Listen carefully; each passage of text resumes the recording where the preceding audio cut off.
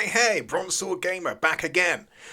We've got a really cool episode ahead of us. I'm going to go ahead and start building up the British village. So we're going to get some walls on these huts and some roofs too. And then, if I've got time after that, I'll start creating the walkways and the roads in between these huts and things, and start working on the central square or circle just behind me. And it just gives this place a lot of life. All right. So without further ado, I will get right on it. I'll see you then.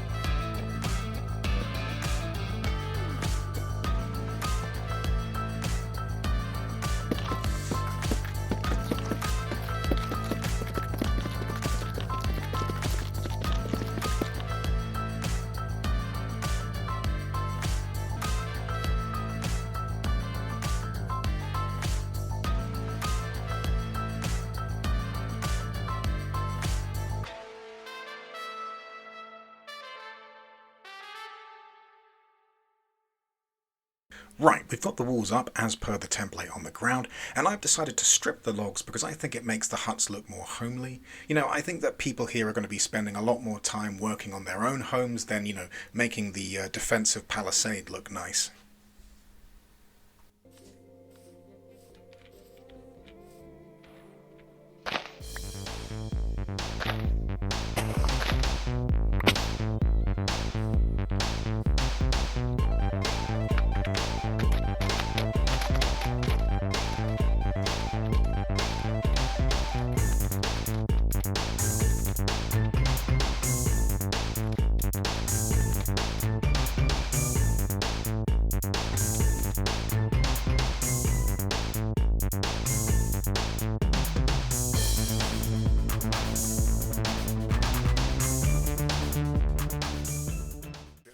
Now that we've got the walls up, we'll just need to gather some wheat for the roof. Now, the way this would have worked is that the able-bodied men of the village would have formed up in a team and harvested together, using bronze sickles like the ones you can see here.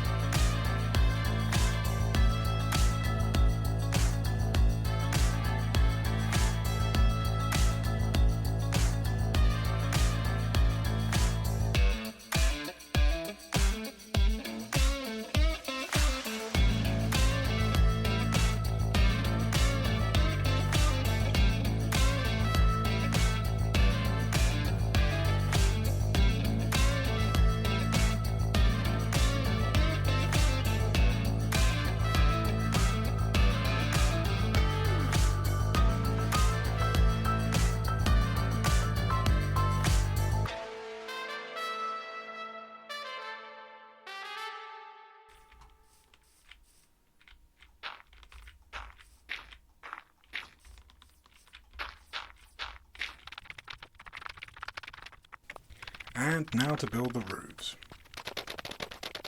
Some of you may have grown up in areas without thatch, so will have never actually seen a roof like this in real life.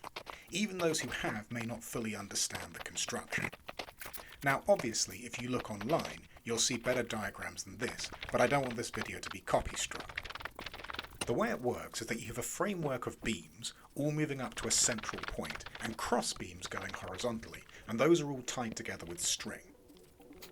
Then you take a bunch of dried hay, which is densely bundled together, and lay it out on the frame in layers. These layers are tied to the frame itself.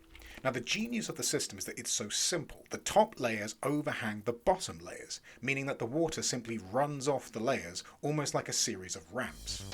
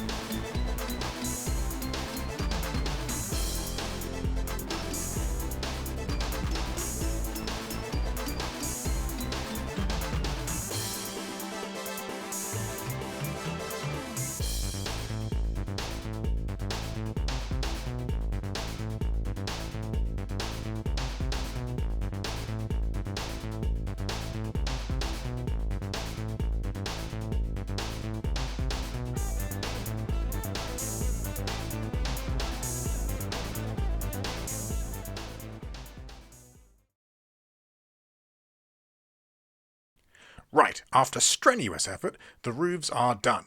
So now we just need to get some mud and some gravel and go and finish off the paths. Okay, so in terms of what I'm looking for in terms of a colour palette, this is essentially it. I'm going to have the darker colours like this mud block here. It's probably going to be in the sort of the centre of the path where the majority of people are walking, where the ground really gets trodden in. And then I'll have lighter shades of brown sort of emanating out from the edges, sort of interspersed with each other. And then we'll have path blocks and sort of maybe the spruce in there as well to create sort of a nice sort of a browner effect. And also I wanted to have a bit of grey speckled throughout because obviously the people here would, try to make, these walkways more, walkable, and they'd probably combat sort of the slippiness by throwing in a bit of gravel and rocks where they can here and there. So I'll have that speckled throughout just to create a sense of, agency with the people who are actually living here and making this place their home.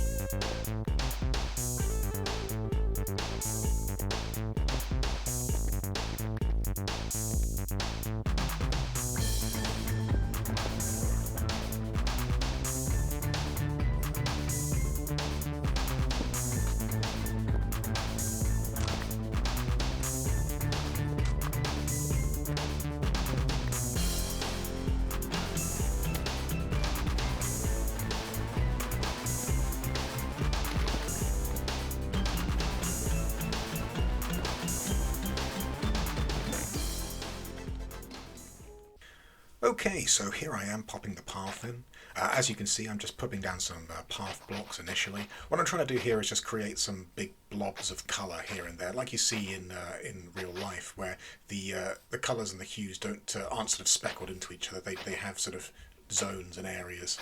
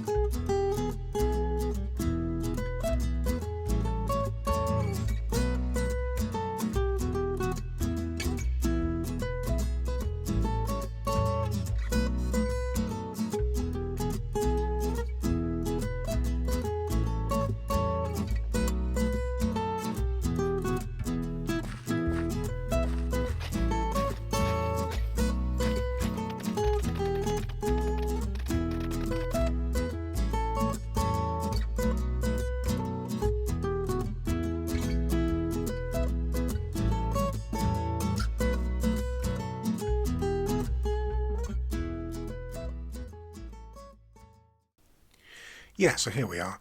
I've just added the paths in, finished up the bits. I missed that one out there, so I added that one in there. But I've got the darker shades in the center, as I said before. And yeah, I think that this has worked out really well. I like the way that the paths work. I like the way that the shading goes in.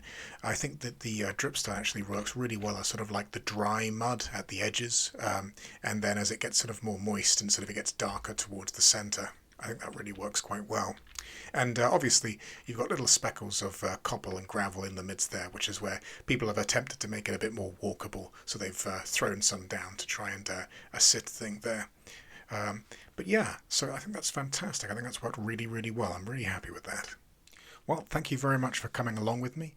We've got the roofs on the huts, we've got the paths down, so that's all fantastic. Last thing to do really here is sort of just create some life in the village, so we're going to add some little farmsteads, little sort of vegetable plots out the back, and we're also going to put some villagers in and do the interiors of the houses, but that'll be next episode. But thank you for coming along, I really appreciate it, and I will see you later. Bye!